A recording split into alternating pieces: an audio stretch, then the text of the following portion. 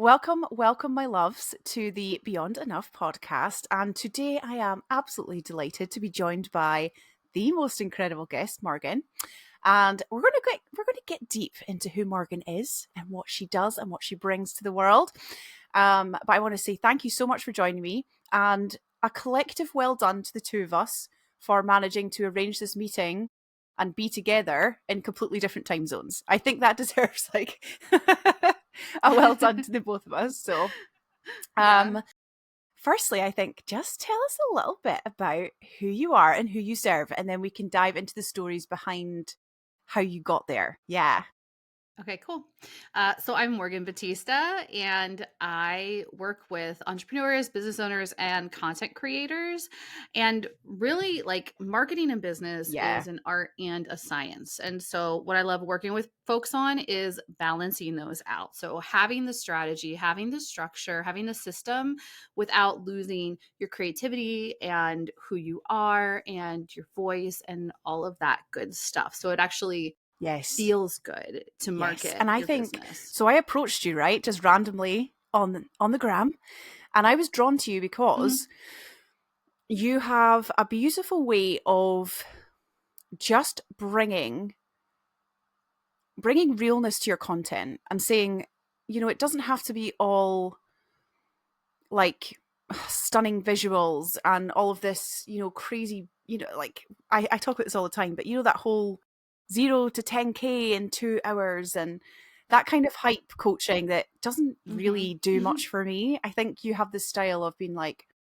unapologetically yourself, but being able to actually bring that to the online space. Well, I really appreciate that because I feel like personally, I feel like I struggle with it a lot because I see my newsfeed just like you do. And you see all these people who are like Yeah, making these big money claims and these big promises. And it's gosh, really yeah. easy to doubt yourself and be like, well, do I need to change how I'm doing this? Like, am I not enough? Am I not good enough? Like, all of that. And whenever I do feel like that, I try to just like go back to, okay, what is true about me? What are the things that have helped me and my clients? And a lot of times, these big claims and things like that are not actually accurate for most people. Most people don't make five figures their Yeah. first month, right? Like that's just not how it goes. And if that is your focus,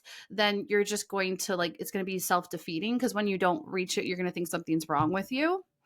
And so trying to like share my honest journey and my clients' honest journeys because I do have clients who make really good money, but a lot of them have been doing it Yes. for a long time. They've been doing it for years and they did make money along the journey, but the reason that they're making good money now is because they never gave up. They, stayed true to who they were. They focused on helping people, all of the things that are Yes. like tried and I love true, that. And this is very much what I wanted to showcase with this podcast because, like you say, the reality for most of us that it takes a bit of time to get to the point where you're making even consistent income with your business, especially if you've come, and we're going to dive into how you got here, but especially if you've come from a background that isn't marketing, that isn't, graphic design and sales and all these things that come alongside wanting to coach or whatever it is that you do in your business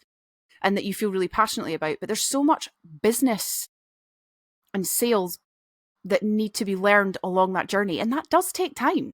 Yeah, because there is no formula that you can follow 100% and just like plug into. The only time that that works for people is in these like business coaches who coach business coaches who coach business coaches models where it's like people are just making replicas of themselves. And eventually, like that runs out too because your customers, your clients, the people watching you, they see that. They see that you're just copying someone else. And so you have to come to it from an authentic place. And there are strategies, there are basics, there are principles and fundamentals and foundations to marketing and business. But the foundations are not so much plug and play, but they're like concepts that you need to Yes. And that you need understand. to put your own twist on. You need to put your own essence Exactly. into everything that you touch and really make it your own. And that's, to me, kind of that spirit of entrepreneurship, isn't it? That creating something new. Exactly. And not only that, but you're not going to enjoy it if you don't. Because the point to me of having a business, of being an entrepreneur, being a content creator, is to like Yes. share what you love. And it's hard to do that if you're trying to force yourself into this like very narrow framework and having to like speak in a certain way and having to have like your graphics look a certain way, you know? And if you're not having fun with it, if you're not enjoying the process, that doesn't mean it won't be hard. That doesn't mean there won't be like things that come up. But if you look at content creation and marketing as like Mm, a chore that you have to do, like you're never going to get to agreed. another level because you're I going to actually quit. spoke about content in my stories today, and I find sometimes the word triggers me because it seems like this word that everyone just uses all the time. But I was kind of going down that line of like, yeah, your content actually, what are you trying to say? Like, what are you actually trying to say? Because if you're just in that point, like you say, of just being like, oh, I have to post something, that content is not going to bring you, there is literally no point in posting it. The whole point is, like you say, to find that authentic piece of you, that part of your spirit and your soul that is sharing something really meaningful and something that's really important to the people, your audience, your clients, whoever, and actually says something. Like, it's got to have substance. And I think a lot of people struggle with that because they see this content that, yes, might go viral, whether it's like pretty quotes or, very kind of simplistic things that can be replicated by anyone, and then wonder why nobody's chapping at their door for inquiries or services or, purchasing through their links. And it's like, well, anyone could say that. You need to have a step back and actually think, what is this content for? Like, what is it doing? What is it saying, like, on a really deep level? Yeah. And I think there's a balance here, like I was talking about the art Yeah. versus the science, where like you need to be consistent to some degree. And especially when you're first starting out, where like you might not be clear on your message yet. So like to some extent, just trying to post consistently, whatever it is kind of like a first step, because you also need to Yeah. post things that don't work in order to like feel that and see that, so that you can move Yeah. towards what does work. But at the same time, like once you do start feeling that feeling of like, ew, this just doesn't feel right, then that's your indication to start testing other things. And whenever I'm feeling like a lot of pressure in my business to like create something in a certain Mm-hmm. way, or to make money, or to bring in leads, or whatever it is, it starts feeling like um not fun, but also like every Yes. post matters Yeah. so much. But it really doesn't. And I like to then step back and take the point of view of it being just testing. So one of the things that I've done over the years for a lot of clients is like Facebook and Instagram ads. And when we create these ads, the biggest thing we're doing Yes. is testing. So we're testing who we're sending the ads to, so who we're targeting with the ads, and we're testing the Yes. actual content, the creative of the ads. We're testing like images versus video versus this headline versus that headline. And if some of those flop, like I'm not offended or upset or feel bad. It's just like, oh great, I know those ones flop, so I can like take them off the list and then hone in on what's working. And so if we can like take this mindset to like depersonalize the results. So it's almost like you have to be really personal in the creation process, but then Yes. not It's personal in the emotional results you get. detachment from results. I think that is such a huge piece of running a business. In fact, I think we could say the true I think we could say that's true of a lot of things. There are certain things you need to have an emotional detachment from in order to, like you say, take that step back and assess what's working, what's not working, and not have that really constrictive pressure of every piece of content being the be all end all, the make or break moment. And once you can take a step back, you can say, well, actually, it's just a test. It's cool. I'm going to get fun with it. I'm going to get a bit crazy. Right. And that's where I think like really focusing on the process of the creation is helpful too, because if you're Mm, enjoying the process, then also your results don't feel as important. Um, and to be clear, like we do want good results, like we do want to make money, we do want to have a successful business. It's just that when the only focus is on those results and you're willing to do whatever you have to get to those results, sometimes it's like yeah, I agree. And self-sabotage. it doesn't always bring you the results you want in the way you want it. Like it can be very detrimental actually in the long run to your business and to your brand, right? Like the way you behave if you start to get into that really spooky place of being disingenuine and misaligned, eventually it's going to bite you in the ass because people will, like you said about the almost pyramid model of business coaches coaching business coaching, blah blah blah. People start to see that and they feel that lack of integrity. Yeah. Yeah, and it's so funny because, like, I can see it so clearly when I'm doing my own content because I have clients that I'll write content for or write an ad for, and I'm like, "Oh, this is awesome." Like, I don't have any attachment to the result, and I love the process, and then we do actually get good results from them. But then when I do it for myself, it's like going over the same line over and over again and trying to make it like whatever in my mind is supposed to be perfect, and then like Yes. it takes forever to get it done. And my clients too have the same thing. I have one client, I love you if you're ever watching this, but like she is so particular about every single sentence on a sales page that it takes us like forever to get it done because she can't just kind of like be like, okay, Yeah. this is 99%. I'm not going to sit here and delay us to get it to that 100%, which is normal. Like a lot of people feel like that when it's their own work and Yeah. they're putting their own name behind it. But that's a form of self-sabotage in my 100%. mind. So Like perfectionism is it has roots in self-doubt, right? Like it really does, like you say, a lot, especially in the early days, a lot of it is this whole testing moment of let me try new things, let me see what works and what doesn't. And you aren't allowing yourself that space to grow actually if everything you do has to be perfect. And then like mhm. I was saying earlier that the word content is starting to give me the ick, but I think it's just because um people are so focused on this thing that has to be perfect, and in actual fact they'd be so much better spending their time doing something a bit more impactful, like actually engaging with people and actually doing a bit of research, going into, I don't know, a networking group or something like that, where they're actually speaking to people and getting feedback and getting this kind of perspective, right, on what may or may not work, instead of spending 5 hours trying to craft a perfect post or reel or whatever that content is, email, we could go on forever. Yeah, so like one of my favorite marketing principles comes from Gary Vee, and he said this a long time ago and it always sticks with me, is Mm, document, don't create. So, like you said, you could be out there networking, you could be doing all these other things to like help your business, help your creativity, instead of going so like hardcore stressed about the content, when what you could do is do all of those things, like actually do the work of your business and just document what yes. you're doing, show the world what you're doing. When I was back in the day when Facebook was the platform to be on, like I had no qualms about what I was sharing. I was just sharing. I was just telling people how I felt about my business. I was sharing stuff about my family. I was sharing my opinions on random stuff. And most of my clients have Yeah. stemmed from Yeah. that over the years. Even now, I get clients referred to me from the connections I made on Facebook way back then when I wasn't quote unquote creating Yeah. content.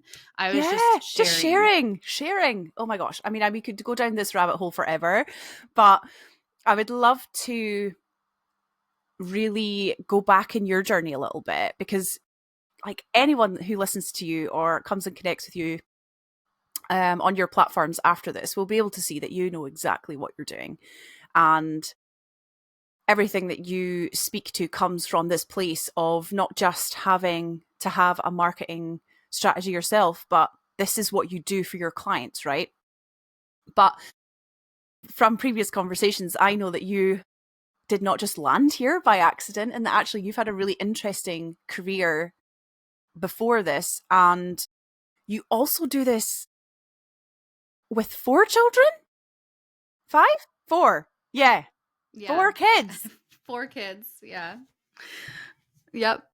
4 kids. Yeah. So back I like to say, like, I think I've always been a content creator to some extent because when I was a kid, we would like, me and my friends would set Yes. up the VHS camcorder. Like, that's how old I am. And like record ourselves making fake infomercials and stuff like that. But I actually went to college for broadcast journalism. And while I was in college, I interned for a bunch of places. The last place I interned was MSNBC. And this was in the middle of the Obama campaign in 2008. And I wanted to go to DC and cover politics. And so I moved to DC, even though so MSNBC offered me a job in New York, but I wanted to go to DC. So I went there and I was waiting for a position to open up with that bureau. And in the meantime, my friend sent me a job listing to do PR for like a branch of the Obama campaign, essentially. And so I started doing that. And then after the election, that led into social justice organizing and union organizing, which truthfully is just like sales. Okay. Like it's sales, but instead of selling a product, you're, getting people to organize and Yeah. join a cause essentially. Because the way that you approach folks is talking about their Yeah. issues, what's going on with them. In marketing, we Yeah. call that like their pain points or whatever. Uh, and that's what I did for most of my 20s until Hmm. I became a mom. And it was really hard to continue doing that with kids because I'd have to be out at 1 o'clock in the morning at a job site, talking to workers. And Mm. when you have a baby who It's nurses not all night, happening. like it just doesn't work. No, and I just couldn't do it anymore. I actually ended up getting fired because I Yeah. just I just couldn't do it. I was like done and I couldn't Yes. admit it to myself that I had to like leave. Um and luckily I'd already started a blog. Like I had already started writing about being a mom and motherhood and had looked into online marketing and all this stuff. So my mom blog had already been started when I got fired. So that's when I went like all in on blogging. And I don't even know how long, over the course of like a year or two, I built that blog up. I started making money from it. I started making a Nice. little ad revenue. I had some digital products I was selling. I started an email list, like all the things. And as you do, I made friends in the entrepreneur space, right? Like in different Facebook groups. And eventually they started hiring me to do the same things for them that I was doing on my blog. And so eventually I transitioned from being a blogger. And although like that blog still kind of exists, I still get like Aw. some Pinterest clicks and Amazon affiliate income here and there, which is cool. But I moved into really doing the behind the scenes work for business owners. And all that time, I never really built my own brand. I really just worked off of, like I was saying, referrals that my Yes. clients would refer me to other folks. And I did everything from building their email list, building their sales pages, building their launches, their ads, all of that. And, most people are very like focused. They're like an ads manager or they're like a social media manager. I just did all of it because I have ADHD. So like I'm a Renaissance woman who I can't stick with one thing. And so I just got good at all of it, to be honest with you, if I can like humble brag for a second. And then in this last year, my youngest is now 2.5. And I thought, like it's time to step out from behind the scenes and actually build my own brand and teach people what I've learned over the last decade. And, part of that is the how to, right? Like how to Yes. run ads, how to start a blog, how to create content. But really, like the biggest piece that I feel like is missing is like merging all of that with like, okay, but like how do I actually like Yes. incorporate it in my life? How do I actually get it done? How do I actually deal with this imposter syndrome? How do I like manage a Yes. household of 4 kids like screaming in the background while I'm trying to record a podcast with getting the work of the business done? It That's the hard it part, is though. really, for It me and for a is. lot of folks. So, I thank you so much for sharing all of that. I think I have so many questions off the back of that because I'm just like, oh, no, good. sorry, I I kind of love it. I'm was here for long. it. It's so interesting though that firstly, what you were saying about your previous role, yes, in social justice, but it is sales, right? And when I speak to a lot of my clients, what I'm trying to get them to understand is that you're not necessarily having to do a hard sales pitch. It's not really, that is not, it's not really the way that's going to work, especially with content, right? And if you have an online service-based business, but you do have to give people an idea of what they are investing into, because at the end of the day, that's what they're doing when they book your services, or even when they buy a product to a certain degree, right? Want to know what they are getting on the other side of that, and they are investing in you to a certain degree. So whether that is, like you say, a cause or it's a service, there has to be that element of like giving people enough perspective on who you are and what you do. And I think that's what's really interesting about what you were saying before, and how you started in your roots was very much about just taking people on a journey of who you are, and having this blog that is very much like providing something, providing this value, and then people jumping on board and going, yes, this is exactly what I need. And then the referrals as Yeah. well. I'm throwing this all at you and you can throw it all back. The referrals as well. I was speaking to a coach friend of mine recently, and her business is 90% based off of referrals. And I think sometimes it's easy to forget that actually that is a really amazing business model, right? To work off of referrals, you're getting the right type of clients most of the time, and you have very or little to do in terms of outreach. Yeah. Yeah, referrals are amazing, and I never really like structured a referral program or anything. It Yeah. was all just like organic. I've had some clients I have some clients who've gotten me like 5 additional clients. Just because of like our work together. And so like if you show up and you do good work for people, they're going to tell other people. That said, also I suggest, if this is your model, you should have a high Yeah. ticket offers, like if you have like high ticket coaching packages, or your service provider where you can charge a lot more, then you have the ability to kind of like work off of this model. If you're selling like No, $25 not ebooks, quite it so might much. not work, because you need more volume. But yeah, it's definitely an amazing thing. The thing I was just thinking about when you were talking, too, was like with social justice organizing and the sales. I noticed that for me, when I was organizing, like I really, really, really 100% believed Yes. in what I was doing. So if I would like knock on someone's door, or I was having a conversation with them and they were like, "Oh, like I don't think I really want to join a union." I would not just like leave the conversation at that, right? Like I would dig in with them and I would answer every single objection that they had.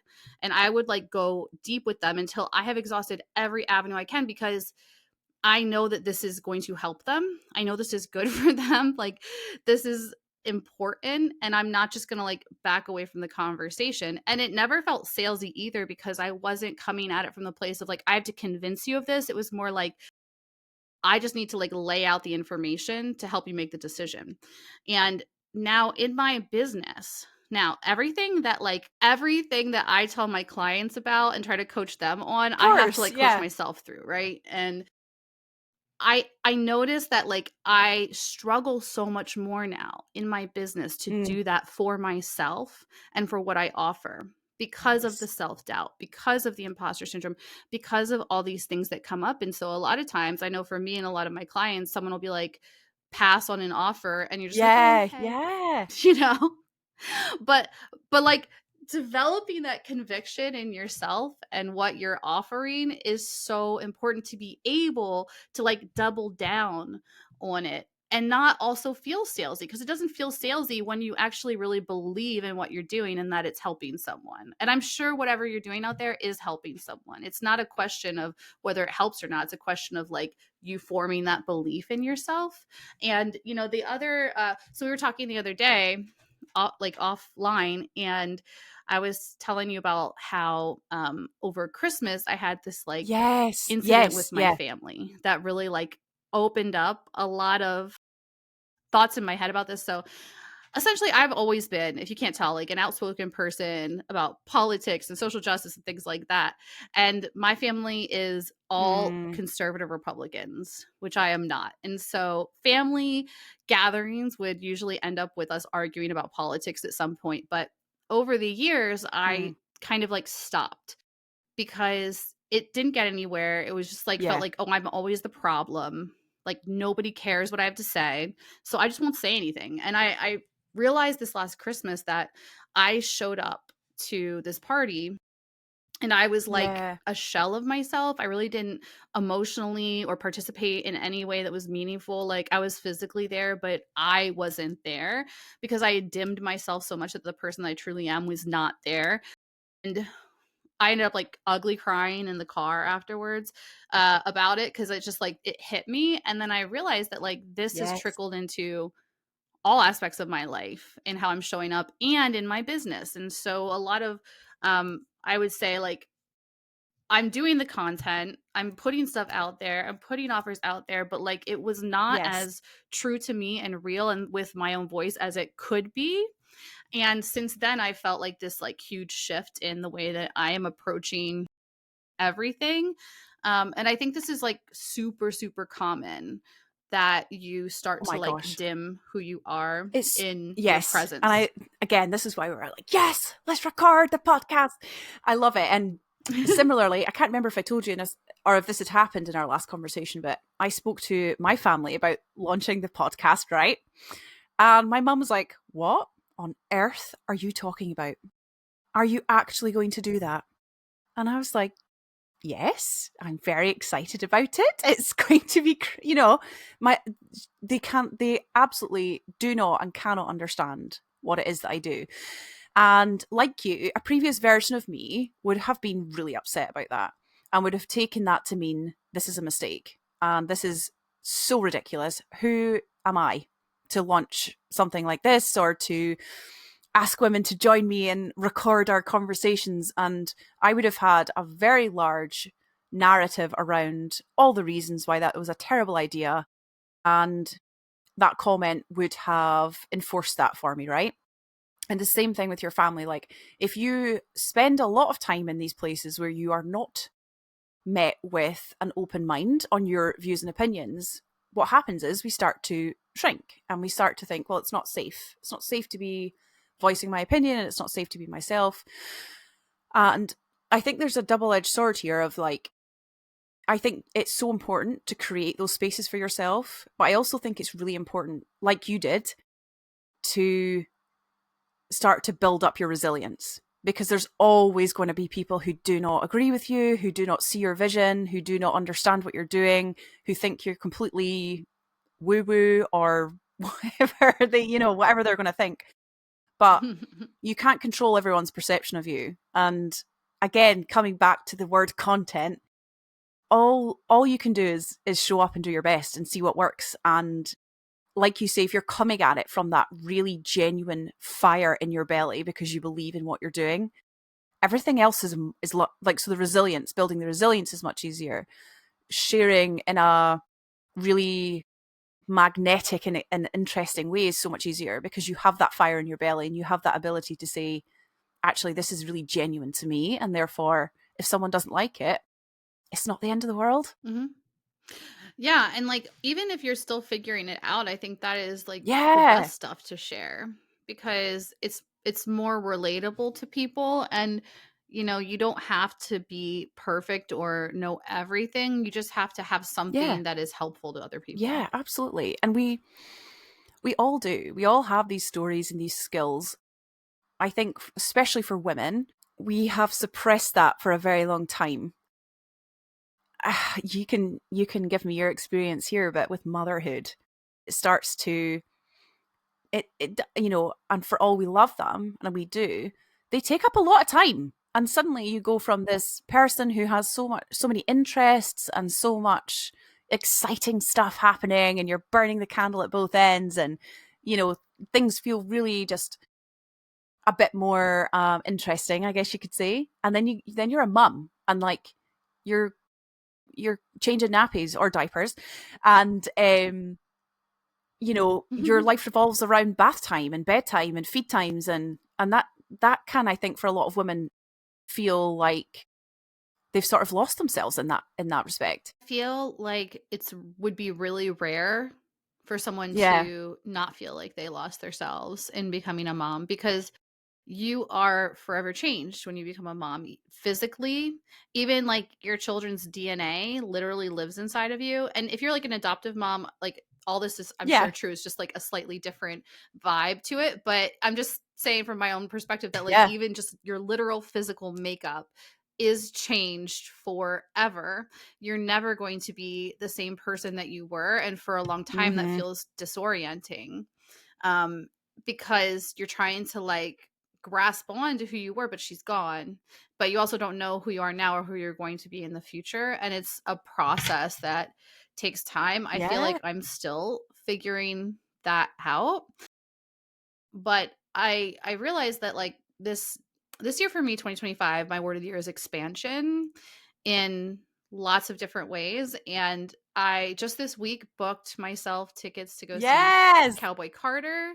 I'm going on a girls' trip to Vegas to see Dead and Company. I'm going with my husband and some other friends to the beach to see like a 90s and 2000s bands festival. So now I'm finally at a place where my life is revolved around the kids, and it still mostly does. But I can start to reconnect with myself and bring like the person I used to be Yes. into who I am now, and like start to kind of like merge those identities. But it's very, very, very hard. And it was quite a Mm-hmm. journey, I think, over the years, over because Mm-hmm. I've been a parent now for over a decade. That's sounds crazy to say because I don't feel like it's been that long, but yeah, I'm like a completely different person than I was, and yet I'm still the same. And I think that's where eventually you rest on is that, you know, the person you were was in some ways or is in some ways gone, and yet they're not. You're still you, but you're also someone else. It's this having to hold Mm-hmm. multiple realities at the Ooh, I same love time, that. kind of. I think you're so right. I, similarly to you, have been a mum for a decade, and we were discussing this the other day. I can't believe that that I'm old enough to have a child who is in double digits. It's mind blowing. Hmm. But I think you're right. I think I similarly went through the same thing, and I think especially with my first, I was definitely trying to hold on to the woman that I was before. And I actually don't think it was until after my third baby that I started to really step into myself, not just as a mother, but as a individual. I think I really, after my youngest kind of went, well, this is it now. Like, this is my life, and I'm gonna explore who I am. And I remember a coach, my coach saying to me, like, what do you like? Like, what do you like do for fun? And I didn't have an answer for her. And in that moment, I decided that I was going to figure it out and that I was just going to find out what I liked and find out what made me happy and explore who I was in this version of me and not make that mean anything about my identity or, I think we hold on so tight to these things like, I'm a person who likes country music or I'm a person who, you know, does this or that. And actually, we get to be multi-passionate. We get to have lots of different things over very different seasons of life, and you know that evolves and changes as we evolve and change. And I see that as progress, and I see that as a positive. Like, that's an amazing thing that we get to explore that as human beings. This continual evolution of who we are and what serves us and what doesn't, and making those choices. Yeah.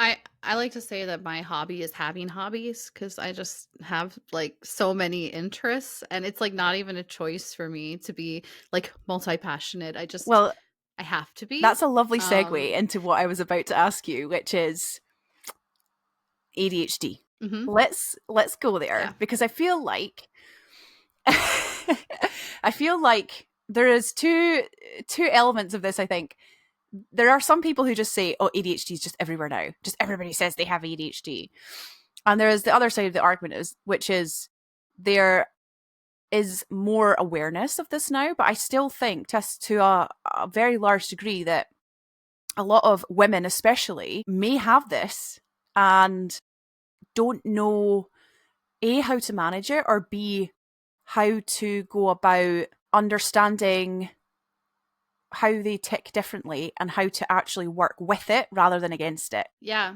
So I was actually diagnosed as having ADHD when I was a teenager because I thought I was My depressed. I thought I gosh. had bipolar.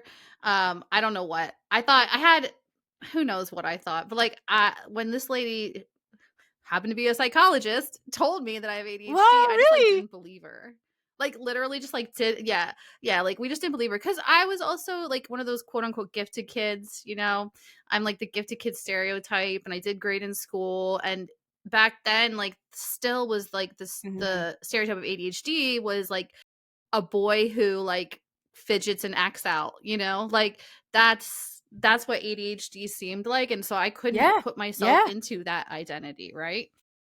Now flash forward to like being in my 30s and my husband who was diagnosed with ADHD and was on medication for it. We took this like ADHD quiz just for fun on the internet. He scored like a 0. Like not even ADHD at all. And it turns out he was misdiagnosed. He actually just had trauma and then I like scored off the charts. I was like 100% ADHD. And then I thought back at that point and I was like, you know what? That lady said I had ADHD. Maybe Gosh. she was right. And I went down the rabbit hole, realized that I have ADHD for real and I'm neurodivergent in a lot of different ways. And then it kind of like explained my whole life. And I think I'm Mm, still like unpacking a lot of what I was like what I learned, you know, the like the typical stuff of like, oh, I'm lazy, I'm messy, I just can't get it together, I'm forgetful. And like s- learning to work like with the way that my brain functions instead of against it has been massive. Um of and there's course. always going to be struggles. Like I'm still going to forget my phone and lose it like 20 times a day. There you know, I'm still gonna like cut my husband off like 10 times a day when he's speaking because I can't wait until he finishes a sentence and then he's gonna get annoyed and then we're gonna get into a fight about it. You know, like not literally every day, but you know what I mean? Like there's always going to be these things that come up that are frustrating and that do show that there is a disability element to ADHD, but it is also something that is manageable for a lot of people. And so, you know, number one for me, like I take medication and if you don't want to, like that's totally cool, but also it has been life changing for me. Um and not just from like a productivity aspect of getting more done, but just Yes. feeling better. You know, there was a Yeah. reason I thought I was bipolar. It's because the moods are very like kind of volatile sometimes with ADHD and your brain is not producing stuff properly, right? Absolutely. And the medication can help with that. But the medication for me, it kind of like helps me get to a place where then I can implement tools. I can start to work with Yes. my brain instead of against it. So like in creating content, I might not be great at I don't know, being consistent every single day with creating content. Maybe let's use that as an example. But I can create a strategy where I'm focusing on platforms that reward long-term effort. So like TikTok, YouTube, platforms like that really help like really promote search engine optimized content, meaning that you're creating stuff for what Yes. people are Yeah. searching for on that platform. Kind of like how you go to Google and you search for something. So I focus on creating content that is searchable, meaning that it's not just going to be something that may or may not go viral and then disappear. It's going to be continually popping up for people for Yes. months and months and months to come. So that even though I may not create that content every day, the content I create now will still get Yes. consistent results. So it's like, not only am I going to work with my brain and structure my day in a way that helps me, but also just in the type of content and in the type of business I'm choosing to run, it rewards me for having this very Yes. like up and down output where maybe like one week I'm like like I'm in the mood, I'm going to create content, I'm making like 25 TikToks, like, and then the next week, you know, I create content that like works with that.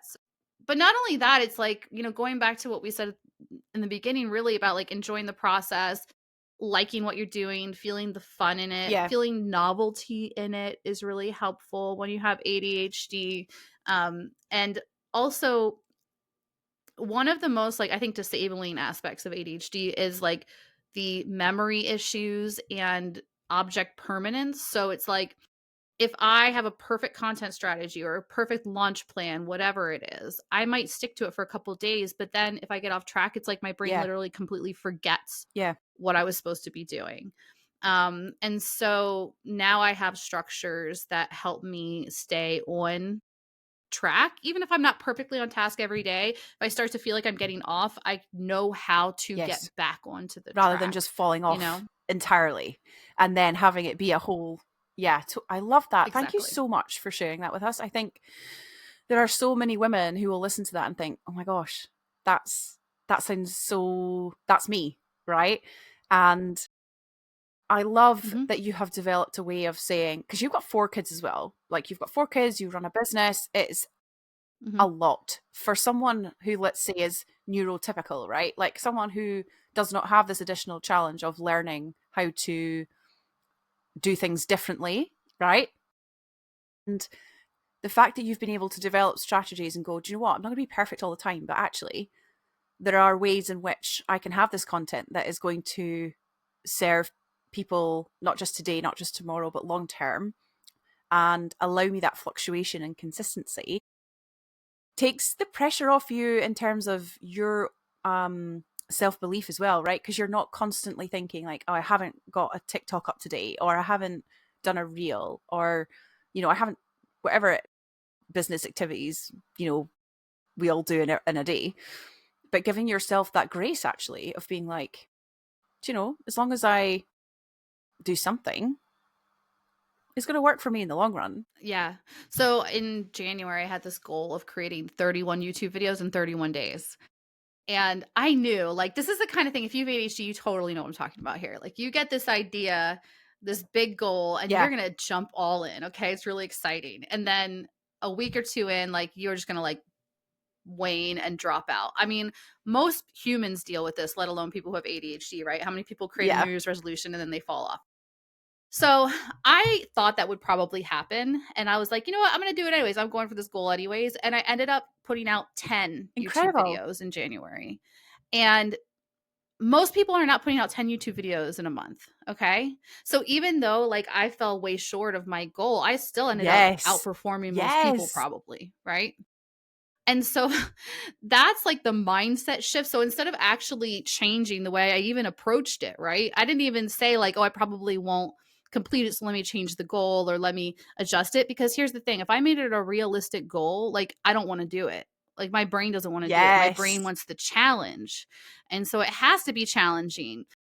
The reframe is just inside of my head, knowing that, like, okay, even if I don't hit 100%, I'm still going to be in a better place than I was if I Yes. wouldn't have I done love it. this. Do you know, I can't remember where I learned this, but I remember um, learning something about goal setting at some point.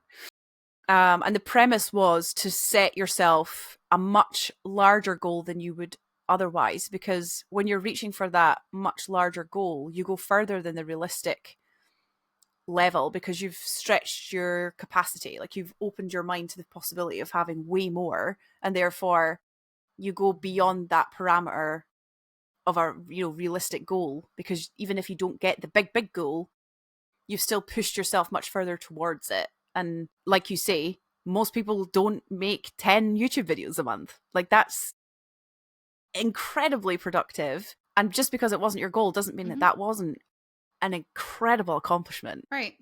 And so that's where I've really, really, really had Mm, to like change my mindset. And it has helped me feel better about myself too. Cause like instead of thinking and having this thing like, oh, again, I didn't reach my goal again. Oh, I set this big goal and I didn't follow through again. I never follow through with anything. It's like changing it to that mindset of like, it doesn't matter if I get it 100%. I'm still growing and I'm still making progress, which is hard because a lot of times, especially when you have ADHD, and if you're like me, where you were like a quote unquote gifted kid, when I was younger, yeah, everything came easily. Like yeah, school was easy for me.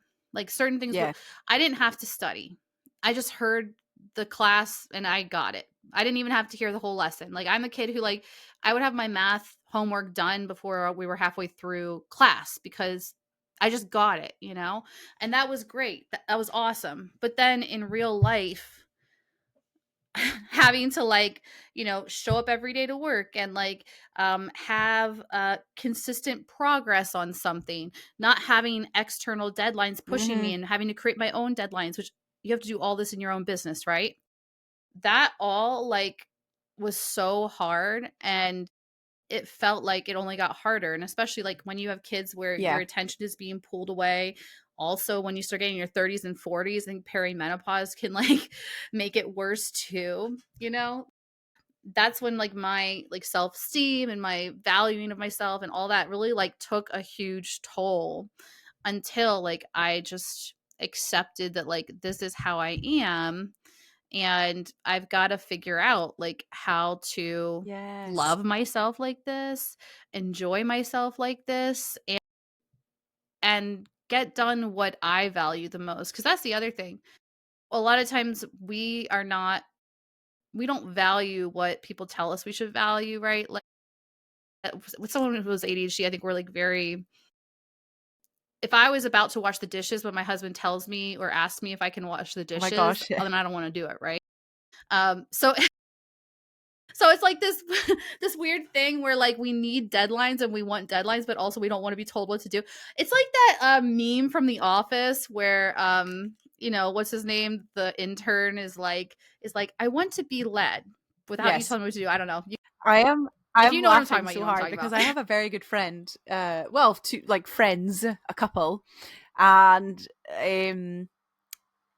my friend Dan, and he'll laugh when he hears this, but he definitely has ADHD. He's not been diagnosed, which is why I'm so interested in hearing your route to finding out you had ADHD was back to front, right? Because you got diagnosed and then didn't even think about it for years until your husband was misdiagnosed.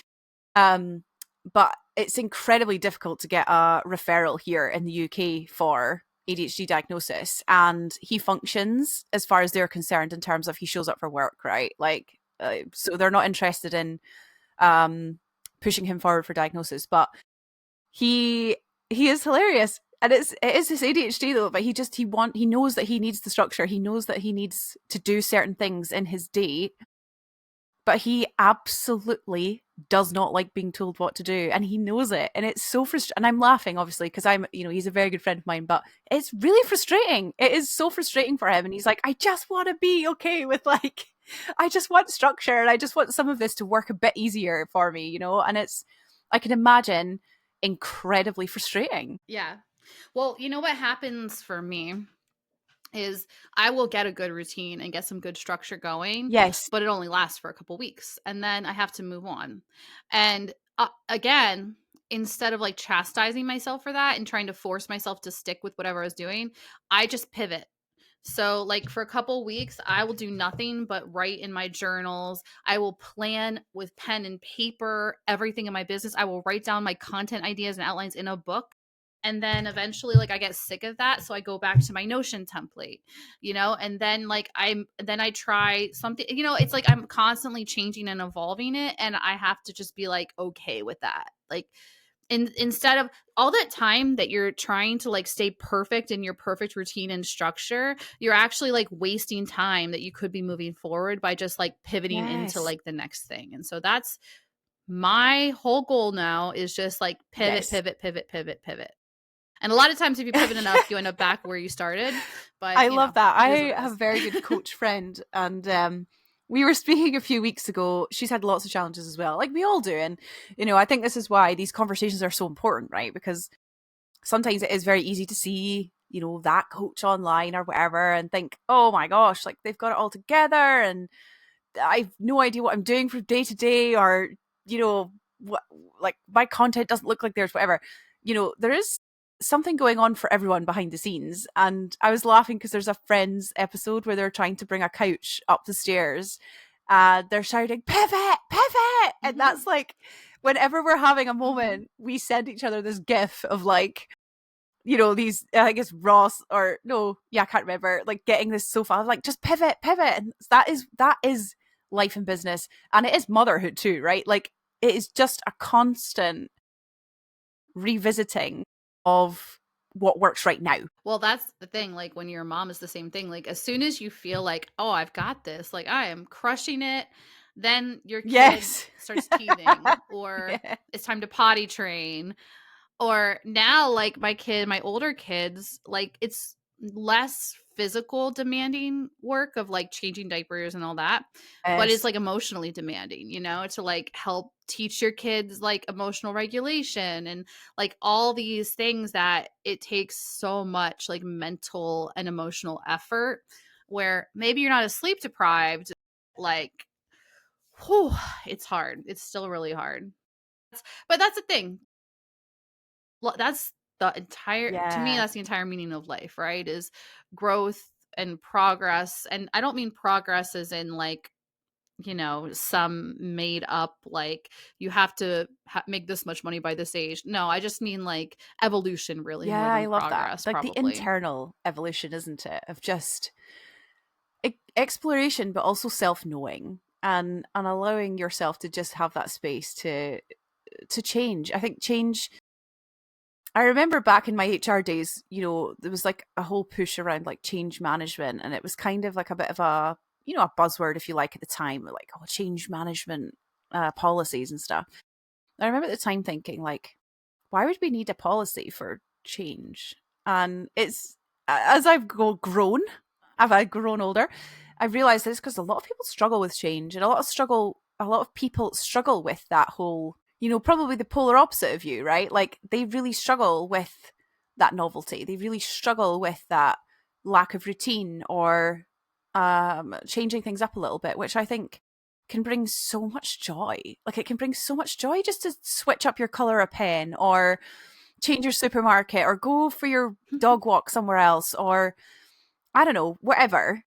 Change your job, change your I don't everything and anything that you want, but it does seem to be a massive struggle for some people to get out of that kind of daily grind, and I feel like there's a lot of joy being missed because of that, you know? Yeah, and I'm like susceptible to it too, because I think sometimes with ADHD you get Mm, into like a freeze mode where like it's I don't I listen, people have a lot of different names for all the different things, so I don't want to like miscategorize it, but it's like kind of different, I think, than burnout. It's more like a lot of times it's like the lull in between having these like hyper fixations or this like we get this like sudden burst of motivation, but in between it there's like a lull, and you have to just kind of like um manage it the best you can.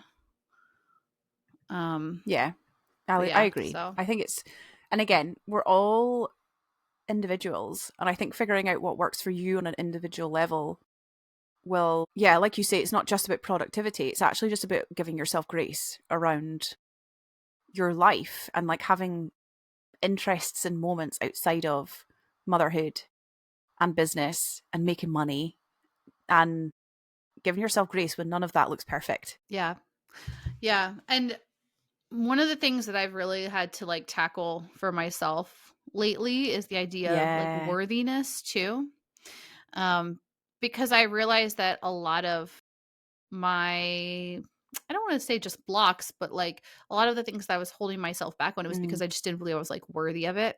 So, for example, having these like conversations with family at Christmas and stuff, them always dismissing me and never listening to me, I think eventually led to me having a mindset that like my opinions and Yeah. thoughts and feelings aren't worthy of being shared. That's wild to think of. You know what I mean? Like I can't even once I actually realized that when we were talking offline the one day, that was like one of the things that came up in my brain was that I would realize that I didn't feel like worthy of sharing things. And then the other day I had another realization about like Yeah. money, that I didn't think I was worthy of having money. And a lot of that stems also from ADHD, because when you have ADHD, you're like very Yes. susceptible to like Yes. impulsive spending. Um, and even when I don't like have really impulsive purchases, sometimes it's like I think that, oh, I haven't bought anything for a while. Like I've been very responsible, but it's because I forgot that I just bought Cowboy Carter tickets 3 days ago. You know what I mean? Like I literally just forget. I'm not trying to be irresponsible. I just forgot that Yeah. I already spent money. And then it like piles up, and you start having this like mindset around I'm Yes. just not good with money. But again, even with that, like I've built structures into my life to help me with that. But the mindset Yeah. there And still it's persists, you know? an ever growing, you know what I mean? It's an evolution, like it's a constant evolution, I think, when it comes.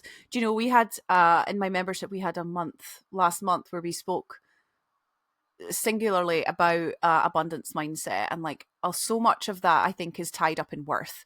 And like you say, with like even your family, like they probably did not say these things to try and invalidate you or make you feel less than, but that's what happened. And I was in that very similar boat as a child, where my parents are very opinionated and I have very different opinions. And actually my sister and I, thankfully, in a lot of ways, agree with different politics from them, because like the two of us now just are like stand our ground with all these arguments. But what happens is that we feel this real lack of worth around, like you say, our thoughts and feelings. And when you start to invalidate who you are, that does shine into every area of your life. It does shine into money.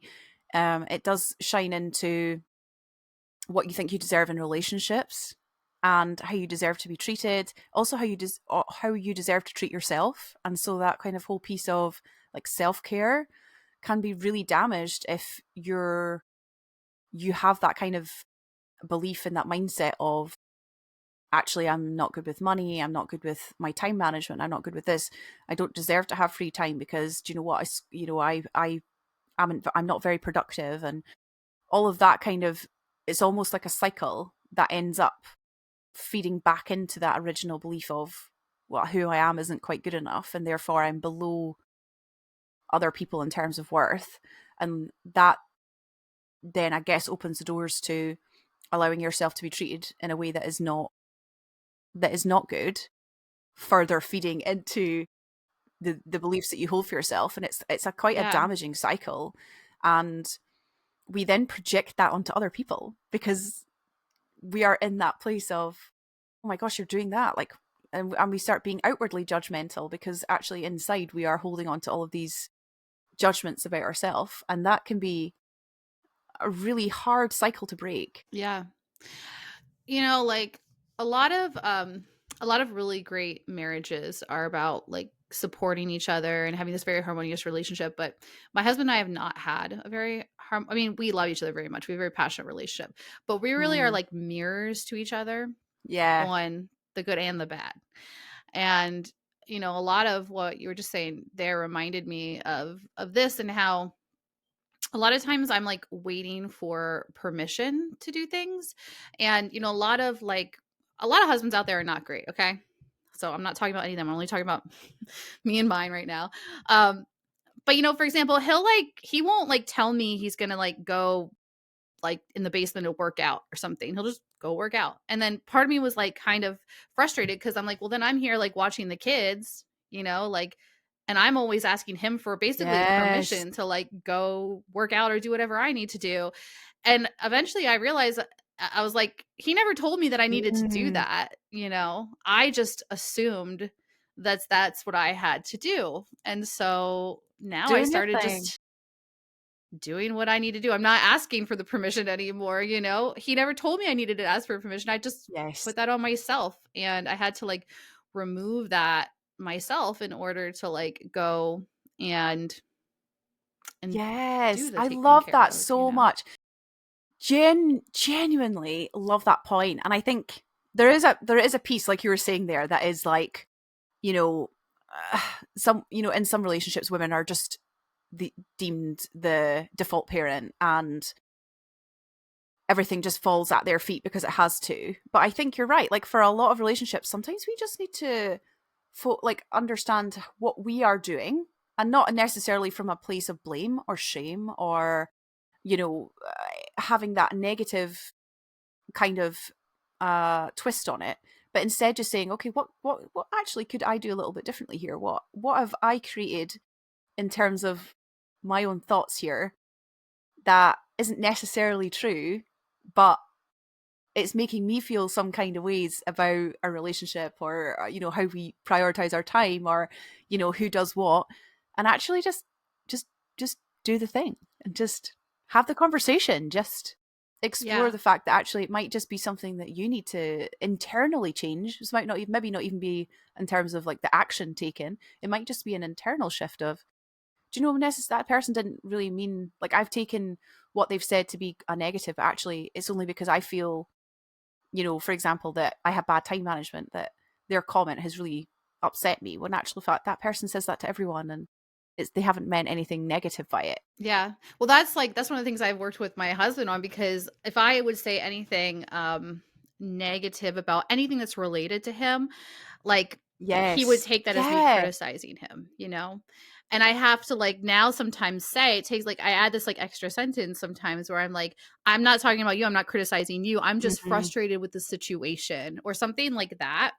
And that has, like, completely helped our relationship so much, because I realized that he was doing what you were saying, where he was, like, associating my words with being critical of him based on whatever his history was, you know?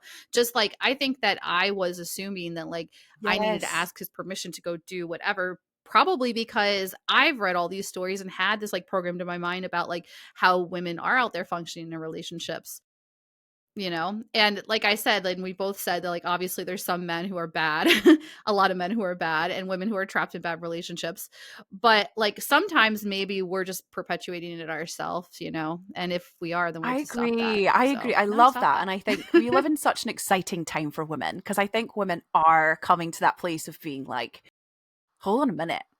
Hold on a damn minute. Like, and really taking ownership and Mhm. control of not just relationships, but business and like all the things, motherhood, and just really showing up for themselves in a much bigger, bolder way in whatever respect of, you know, how that relates to them as an individual. But they're starting to say, well, actually, do you know, I deserve more, right? And it comes back to that whole piece of worth and deservingness, and just being like, actually, I have way more control over my life than I realize. Again, not in every situation, but in a lot of situations, it is Mhm. that whole perception piece, that whole kind of block of all of this programming and everything that's happened to us up until this point, that has made us unable to see things maybe from a wider perspective and start to be able to implement things ourselves that can have such a large impact on our life. Yeah, Ooh, juicy absolutely. conversation. Okay, before I let you go, and I know we've been I talking for like know. a whole hour. Thank you so much. But before I let you go, I would love if you could share perhaps I guess the thing that's helped you most in terms of running a business, being a mama, you know, having um to balance, not only balance all that, but to grow your business and to start to make that, you know, because you now this is your full-time career, if you like. What would you say to a woman who is maybe a few steps behind you and is maybe struggling with growing their business, or maybe struggling with balancing it all with the kids, or maybe struggling with, you know, that whole piece that you were saying before of not being able to show up authentically as who they are, and share their real self, I guess, when it comes to their marketing and their business? Okay, I'm gonna give you, like, Woohoo. 3 answers. The first the first is, like, just the practical aspect of, like, getting stuff done. Instead of, like, blocking out time to, like, go get something done, I Mm, just have to fit it in, like, where it is mm, easiest to fit it in. So if I wanna, like, record some videos, like, do I really need to, like, set aside an hour to record a video, or can I record a video in my car while my kids are in speech yes, therapy? yes, You know what I mean? So like, fitting things like that in, or, like, let's say I wanna make reels on Instagram and I need B-roll. Okay, well, like, I just will put my phone down and record myself, like, walking around the park while my kids are yeah, playing. You know, like, you don't have to do it the way that anybody all these most productivity tips come from middle-aged men, especially white yeah, men, and who have no idea the shit that we deal with. Okay. So a lot of that stuff, just, like, throw out the window, throw out SMART goals, throw out time blocking, all of that. Now, if that works for you, keep doing it. I'm not talking, yes, yeah, I I'm just love saying, if it that. doesn't work for you, don't keep forcing yourself to do it. Integrate your business into your life. Okay. So that's number one. Let's see, what was the other ones? Number two, from another practical aspect, if you have a really hard time like making decisions, Oh my and like gosh, we have so yes. much decision Mm-hmm. fatigue happening like with our kids and business and everything, I really love using, my favorite way of using ChatGPT is to use it like a Yes. sounding board and an assistant. So I will literally just like tap the microphone and start talking to it, and like kind of brain dump whatever is going on, and it will like help you just kind of sort it out. Sometimes even just seeing things like Yes. fed back to you in a written form that you can read it, it's like so clarifying. So that was the other thing. And then the last part about like, okay, anybody out there who's in business, who's successful or not, either way, who says that they never question themselves, that they never feel like an imposter, that they never feel scared, like they are either a sociopath or they're lying. Like, because everybody struggles with this stuff. And so if you're struggling with it, that doesn't mean that you suck. It doesn't mean that there's anything wrong with you. It means you're literally a normal person. Um so you just have to keep going. Like I think I said this a little bit before, but like all of my clients who are the most successful now are the ones who didn't give up. And they also, if they had a fail, they didn't just like burn the business to the ground and start over. They made little pivots. Again, going back to pivot, they made little pivots, they made little tweaks. So if your content right now isn't going where you want it to go, you're not getting the sales that you want, that doesn't mean you need a brand new offer. It means you need to just like tweak the Yes, way that and you're that comes talking back to about what the you said offer. earlier about the testing and the talking and the research behind it, which doesn't have to be kind of scary, huge spreadsheets or anything like that. It can literally just be like, for example, a lot of my clients are female entrepreneurs. So I spend a lot of time talking to female entrepreneurs in spaces and places without pitching an offer, without being bloody, ramming my stuff down their throat. But I speak to them. I ask them what their challenges are. Like, what are you struggling with? What's the, is it client acquisition? Is it content creation? Is it, I don't know, creating a lead magnet? Or is it video? Is it long form content? Whatever. And asking the question and just being really genuinely curious about the people that you want to serve, and letting that curiosity take you to your next pivot, or, whatever that may be. But I do get that. I laugh when you said, like, that urge to like burn it to the ground and just like start something new Mm-hmm. is so funny. I think I hear it so much from my peers, like that whole, I'm just gonna burn it. I'm just gonna burn it to the ground and completely start again. It makes me laugh. Yeah. Yeah. I feel like Yeah, me that like every, at too. least once a month. Totally. I feel like that. And I love my business, but I still occasionally want to set a match to it, because that's just, like you say, that is just being a human being, and sometimes just kind of having enough, Yeah. or you know like the overwhelm, the decision fatigue, the, I don't know, things maybe not going your way, all of that. And sometimes even when it is all going your way, you still feel like burning it to the ground, right? Dude, how many stories do you read on Instagram of people who are like, I had 100,000 people on my list and I deleted all of them? You know, like just on these Yeah, moments of like wanting to, and then like, that's the thing. I think a lot of entrepreneurs and business owners are creative. And so our like forte is the creation, not the sustaining. And so that's where you get all of these like feelings a lot of times coming up, is that you have to then like sustain whatever you built. And a lot of the trick then is to like figure out how to continually agreed. evolve your creativity with it, I know. which is You're easier so said than right though, done, but but I relate that to myself, and I hear everything you're saying. I mean, I relate to so much of what you said about ADHD, and I maintain that I might have I might have undiagnosed ADHD, but I this is why when I record videos or whatever, like long short form content, when I'm a guest on podcasts, when I'm doing my own podcast, to the extent that obviously I'll have to edit it to a certain degree, but I don't watch it back. I don't watch it back. I'm like, that is what it is today. Because you know what? If I watch that back tomorrow, I won't like it, which is ridiculous. But that's just me, because I'm, like you say, that very um, off the cuff kind of, what it is in the moment is how I feel. And if I don't just go with it, I would never post anything ever, because it, like, the next moment I'm like, oh, I don't really feel like that now. And as long as it's true to me, obviously I'm not saying that I completely go off on completely different topics or tangents. I'm like, as long as it's within my remit of what I'm here to do, I'll just post it. never look at it again. Mhm. Yeah, it's Yeah, the only way I same. get anything done.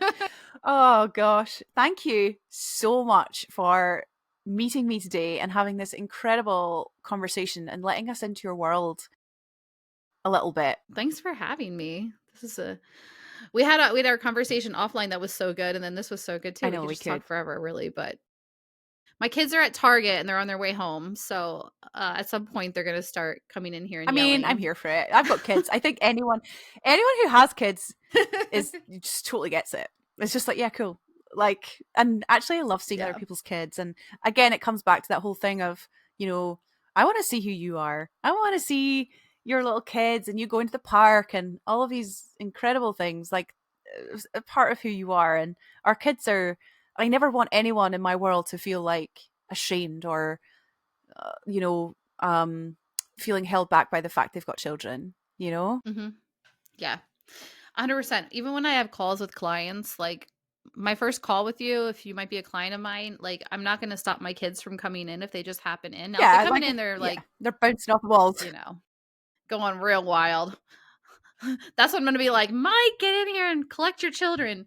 But, like, I let them pop in and out because that's the reality of like working with me, is that the kids are going to pop in and out. And like all my clients now, they like know my kids by name. My kids know my clients by name. They're like, oh, hey, Yeah. like I had my soccer Oh, game I love that. yesterday. I absolutely adore that. And I've had my children in the background of so much of my content, so many of my calls. And again, it's just that additional layer of, this is who I am as a person. And the kids love it. And I think everyone I've ever worked with has always loved it and always loved to see them. And um there is this whole piece, I think I will eventually let you go, Morgan.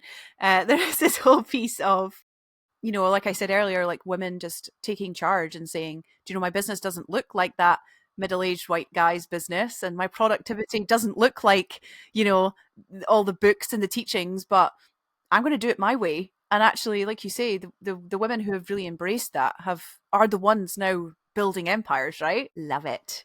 Okay, my Exactly. girl, I'm going to let you go. And I will pop all of your details for everyone wanting to come and connect with you underneath this call. And I just, again, want to say such a massive thank you for taking your time and sharing everything with us today. Yay! Goodbye. Yay. Thanks for having me. Bye.